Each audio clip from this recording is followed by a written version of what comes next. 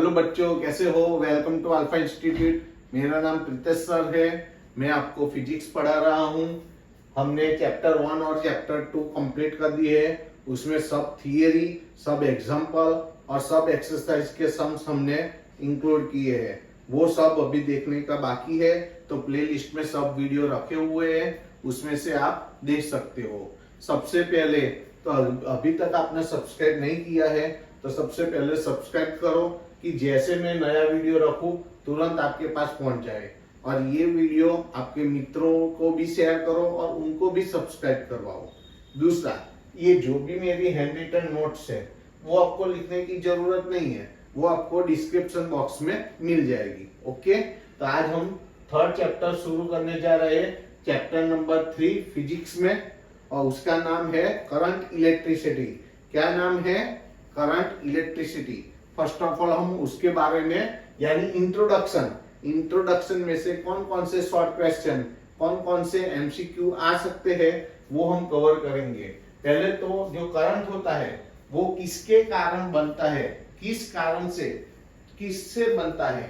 Charges in motion constitute electric current. जो charges, जो motion में जो चार्जेस मोशन में होते हैं उनसे इलेक्ट्रिक करंट बनता है। स्टेडी करंट, स्टेडी चार्जेस नहीं। हमें कौन से चार्जेस चाहिए? मोशन वाले। ओके, जो चार्जेस मोशन में होते हैं उनसे ही इलेक्ट्रिक करंट बनता है। तो यहां मैंने इसकी डेफिनेशन लिख दी, current charges in motion constitute electric current. Okay, उसका एक एग्जांपल है lightning is one such phenomena. वो एक उसका एग्जांपल है। अब जो करंट है वो सॉलिड कंडक्टर्स में भी फ्लो हो सकता है, इलेक्ट्रोलाइटिक सॉल्यूशन में भी फ्लो हो सकता है और गैसेस में भी फ्लो हो सकता है। तो सॉलिड कंडक्टर में अब देखो, सॉलिड कंडक्टर में करंट किससे प्रोड्यूस होता है? By free electrons. किससे प्रोड्यूस होता है? By free electrons. ओके, जो इलेक्ट्रोलाइटिक सॉल्यूशन है यानी लिक्विड, इसमें करंट किससे प्रोड्यूस होता है? तो positive and negative charges, positive and negative charges से। एंड गैसेस में करंट किससे प्रोड्यूस होता है? The motion of, by the motion of ions. Okay, ये एमसीक्यू के लिए है। 1 gram water contains approximately 10⁻22 molecules. तो ये जो 10⁻22 है वो आपको कॉन्सेंट्रेट करना है, ये इसको कॉन्सेंट्रेट करना है। ओके, 1 ग्राम वाटर में कितने मोलिक्यूल्स होते हैं? अप्रोक्सीमेटली 10⁻22। ये एमसीक्यू में आ सकता है। ओके, तो charges in motion constitute electric current. तो कौन कॉन्स्टिट्यूट करता है? Charges in motion constitute electric current. Lightning is one such phenomena. वो उसका क्या है? एग्जाम्पल है। जो लाइटनिंग है वो उसका क्या है? एग्जाम्पल है। तो ये इसका एग्जाम्पल है। ओके, तो कंडक्टर, सॉलिड कंडक्टर्स में due to free electrons current produce होता है। इलेक्ट्रोलाइटिक सॉल्यूशन में due to positive and negative charges through electric current produce होता है। गैसेस में due to the motion of ions current produce होता है। 1 ग्राम वाटर होता है, उसमें कितने मोलिक्यूल्स होते हैं? अप्रोक्सीमेटली 10⁻22।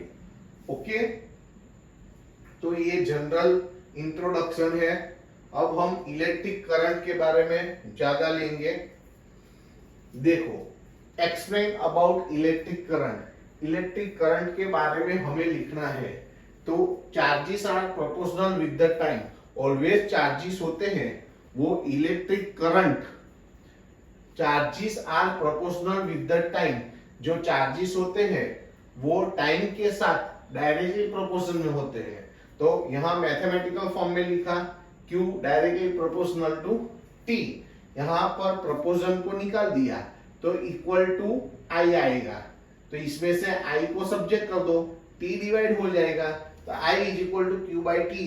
ये आपको फॉर्मूला याद रखनी है, I is equal to Q by T।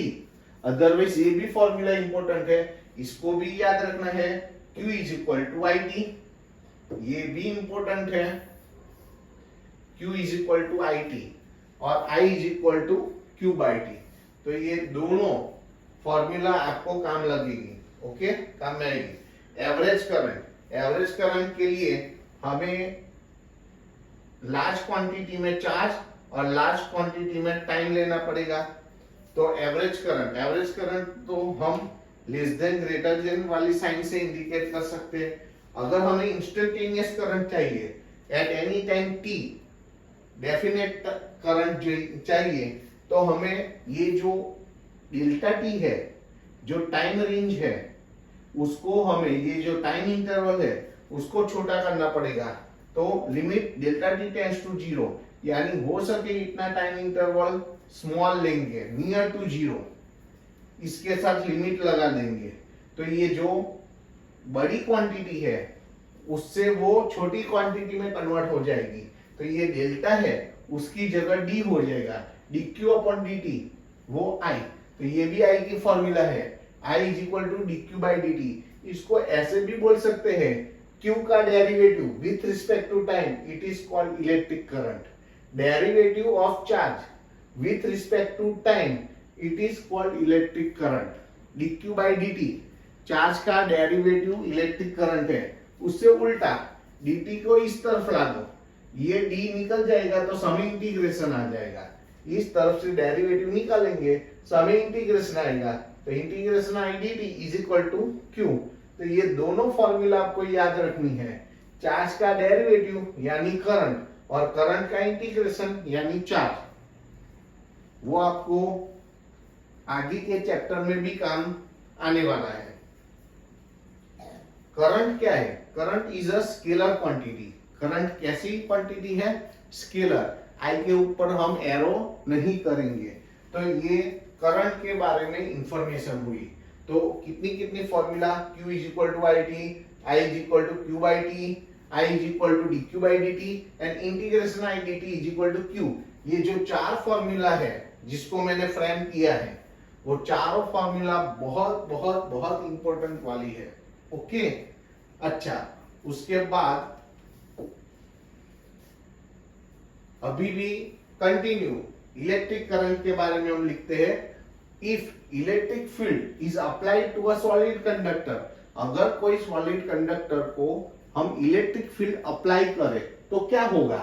Then electric field is produced inside the conductor from positive charge to negative charge. अगर हम किसी सॉलिड कंडक्टर को एक्सटर्नल इलेक्ट्रिक फील्ड अप्लाई करेंगे तो कंडक्टर के अंदर एक दूसरा इलेक्ट्रिक फील्ड इंड्यूस होगा, प्रोड्यूस होगा, और उसकी डायरेक्शन किस तरफ होगी? Positive charge through positive charge to negative charge. Okay, आगे, due to this electric field, अब जो इसके अंदर इलेक्ट्रिक फील्ड प्रोड्यूस हुआ उसके कारण क्या होगा? Electrons will be accelerated, electron की स्पीड बढ़ेगी, उसकी वेलोसिटी बढ़ जाएगी टुवर्ड्स पॉजिटिव चार्जेस। इलेक्ट्रॉन्स है वो पॉजिटिव चार्जेस से अट्रैक्ट होंगे और उसकी तरफ उसका जो उसकी स्पीड है वो बढ़ जाएगी। And finally current will be produce, and क्या क्रिएट होगा? Current. But this current will be for a very short time, लेकिन ऐसा जो करंट क्रिएट होता है ये फॉर अ शॉर्ट टाइम होता है। ओके, ऑलवेज उसका एग्जिस्टेंस रहता नहीं है। तो ये सब हुआ इलेक्ट्रिक करंट के बारे में। ओके, अब देखो, explain Ohm's law. Ohm's law हम सब जानते हैं, वो क्या है? Basic law of current. ये ओम्स लॉ क्या है? करंट के बारे में बेसिक लॉ है। A basic law of current was discovered by G.S. Ohm. Okay, a basic law of current was discovered by G.S. Ohm. तो उनके नाम पर से ही इस लॉ का नाम रख दिया Ohm's law. According it V is proportional with the current I। Always V I के साथ डायरेक्टली प्रोपोर्शनल में होता है। तो हम ऐसे मैथमेटिकल फॉर्म में लिख सकते हैं V directly proportional to I। अब प्रोपोर्शनल निकालेंगे तो इक्वल टू R आएगा। R कांस्टेंट है, उसको हम क्या बोलेंगे, R यानी रेजिस्टेंस है। अब वो किस किस पर डिपेंड करता है, जो R होता है वो किस किस पर डिपेंड करता है, तो depends on material and dimension of the conductor. किस चीज पर डिपेंड करता है, तो which depends on material and the dimension of conductor. उसका ऐसा यूनिट क्या है, उसका ऐसा यूनिट ओम है। और उसको कैसे डिनोट किया जाता है, उसका सिंबल ऐसे लाइक ऑक्टोपस, देखो ऐसा ही लगता है ना। तो ये ओम्स लॉ है। ओके, उसके बाद देखो, derive the formula R is equal to rho L upon A by using rectangular slab. यहां पर देखो 3 फिगर है। पहली फिगर में एक स्लैब है, उसकी लेंथ L है, area of cross section A है, करंट उसमें I है, उसका वोल्टेज V है। In figure A there is a rectangular slab with length L and cross section area A। जो हमने फिगर में ड्रॉ किया है वही इंडिकेशन, वही हमने यहाँ पर लिख दिया है। अब देखो, ऐसे में 2 ब्लॉक लूंगा और 2 ब्लॉक यानी मैं लेंथ डबल कर देता हूं। तो अगर मैं लेंथ डबल करता हूं तो देखो मुझे रेजिस्टेंस भी डबल मिल जाएगा। कैसे मैं दिखाता हूं, समझाता हूं। लेंथ डबल लेता हूं तो रेजिस्टेंस भी डबल हो जाता है। तो लेंथ के साथ साथ रेजिस्टेंस भी बढ़ता है, यानी R प्रोपोर्शनल टू L, यानी resistance directly proportional to length. कैसे, तो देखो in figure B if 2 slab are combined together then its equivalent resistance. तो यहां पर 2 टाइम V अपॉन I ऐसा होगा। रेजिस्टेंस की फॉर्मूला वोल्टेज अपॉन करंट। यहां सीरीज कॉम्बिनेशन होगा। सीरीज कॉम्बिनेशन होगा तो क्या होगा, करंट डिवाइड नहीं होगा, तो करंट एक ही रखा है, V upon I, V upon I, that mean 2 time V upon I। तो 2 तो as it is, V upon I यानी R, यानी रेजिस्टेंस डबल हो जाता है। वही कंक्लूजन लिखा है, that means if length is double, देखो लेंथ डबल कर दी, length is double then R also will be double. Length के साथ रेजिस्टेंस भी बढ़ता है, तो R directly proportional to L। इसको इक्वेशन 1 दे दिया। अब देखो इन फिगर C, अब C फिगर देखो, उसमें R dash, R dash is equal to V upon I by 2। यहां पर एरिया हाफ होता है तो करंट भी क्या हो जाएगा, हाफ हाफ। तो यहां पर रेजिस्टेंस की फॉर्मूला वोल्टेज अपॉन करंट, तो V अपॉन I बाय 2 लेंगे। अपॉन का अपॉन 2 ऊपर जाएगा, 2 as it is, V upon I यानी R। तो रेजिस्टेंस डबल हो जाता है। देखो area of cross section half हुआ और एरिया डबल हुआ, तो उल्टा हुआ। यहां पर एरिया ऑफ क्रॉस सेक्शन आधा हो गया और यहां रेजिस्टेंस डबल हो गया। तो वो दोनों एरिया एंड रेजिस्टेंस दोनों एक दूसरे के साथ इनवर्सली प्रोपोर्शन में है। तो ऐसे हम लिखेंगे, इनवर्सली प्रोपोर्शन में है। तो देखो if area of cross section is half then resistance will be doubled, therefore we can write R proportional to 1 upon A। उसको इक्वेशन नंबर 2 बोल दो। From equation 1 and 2 we can write R proportional, equation पहले में L ऊपर था, इसमें A नीचे है। देखो इक्वेशन 1 में L ऊपर है और यहां पर A नीचे, तो L अपॉन A दोनों को कंबाइन किया। इसको फ्रेम करनी है तो हम फ्रेम कर सकते हैं, तो इसको फ्रेम करके लिख दो।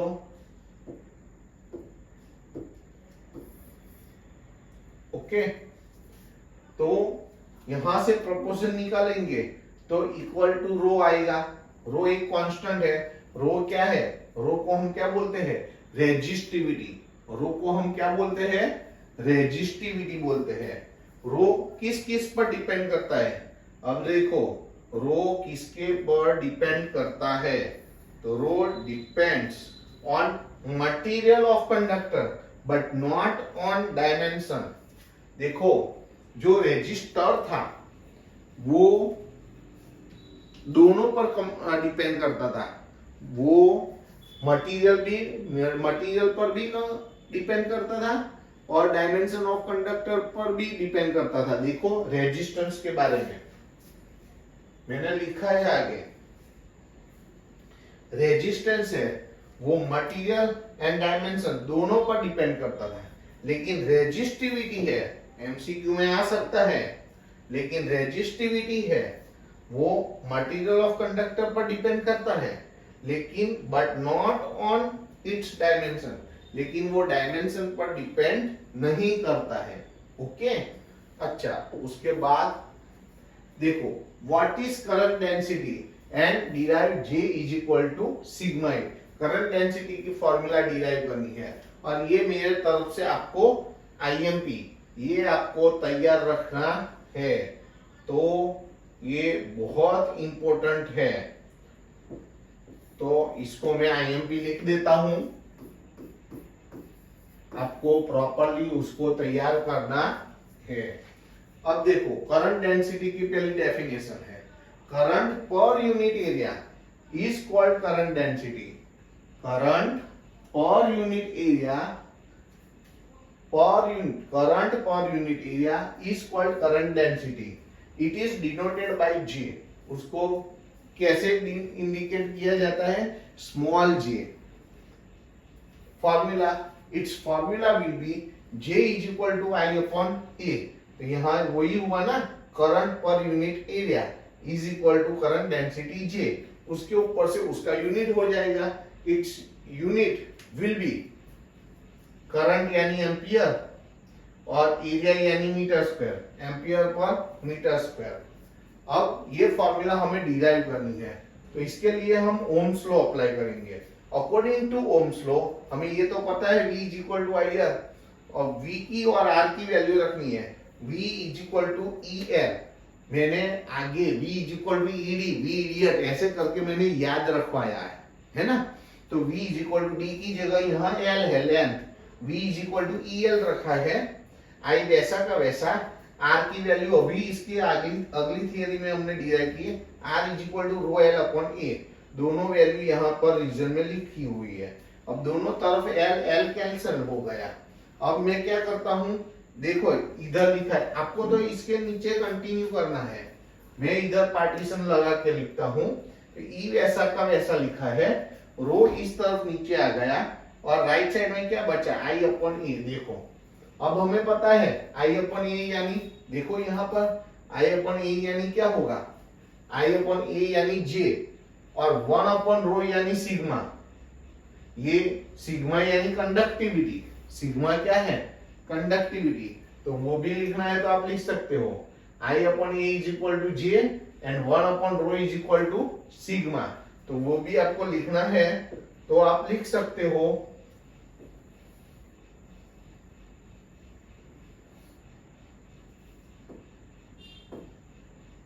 लिख देते हैं and 1 upon rho is equal to sigma. अब ये पूरा हमारा ब्रैकेट हुआ। ओके, प्रॉपरली नहीं हुआ है, ये पूरा हमारा ब्रैकेट है। ओके, यहीं भी हम फिर से कर देते हैं इसको।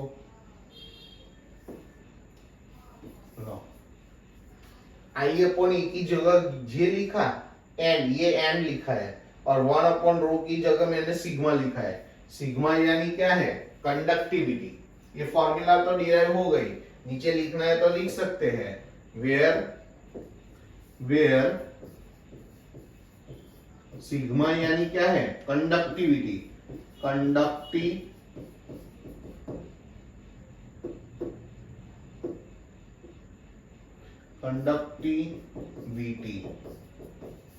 ओके। तो ये इंपॉर्टेंट थियरी है, ओके। उसके बाद देखते हैं फॉर एमसीक्यू। एमसीक्यू के लिए कुछ लाइंस है, तो वहां से भी एमसीक्यू निकाल सकते हैं, तो वो आपको ध्यान रखना है। हमें वी की फॉर्मूला आई आर को तो सबको पता है, लेकिन 4 ऑप्शन में ये नहीं होगी।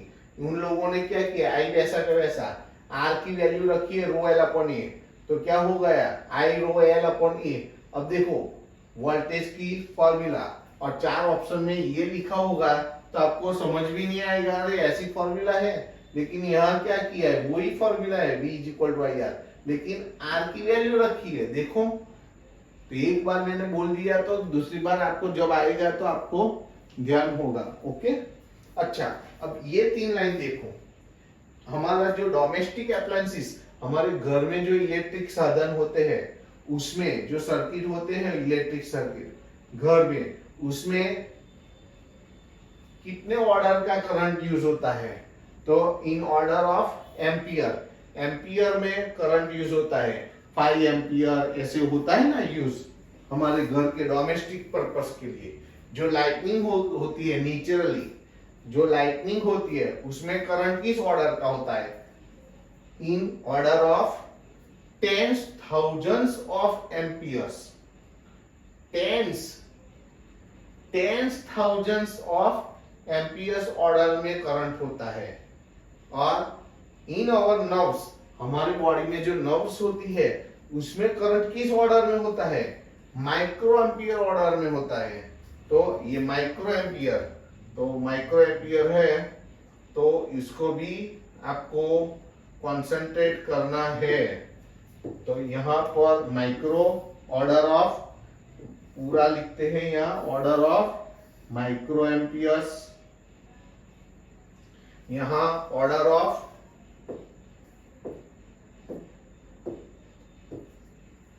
10,000 ऑफ एम्पियर्स, और यहां पर order of amperes.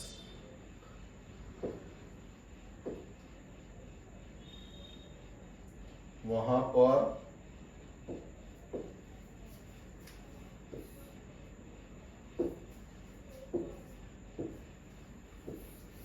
Order of amperes, okay. तो आपको ये इंपॉर्टेंट नोट्स है, उसमें से एमसीक्यू आ सकते हैं, ओके। तो ये सब आपको आज देखो। इसके बाद क्या आएगी, ड्रिफ्ट वेलोसिटी, वो भी बहुत इंपॉर्टेंट है, लेकिन वो हम इसके अगले वाले लेक्चर में लेंगे। सबसे पहले अभी तक आपने सब्सक्राइब नहीं किया है तो जल्दी से कर लो, कि जैसे ही मेरा ये नया वीडियो आए तो आपके पास तुरंत पहुंच जाए, ओके। और ये हैंड रिटन नोट्स आपको लिखने की जरूरत नहीं है, वो डिस्क्रिप्शन बॉक्स में रखी हुई है, तो वहां से आप ले सकते हो, ओके। तो इतना अभी तक का इतना तैयार कर दो प्रॉपरली, नेक्स्ट वीडियो में हम मिलते हैं, ओके। चलो टाटा बाय, सी यू।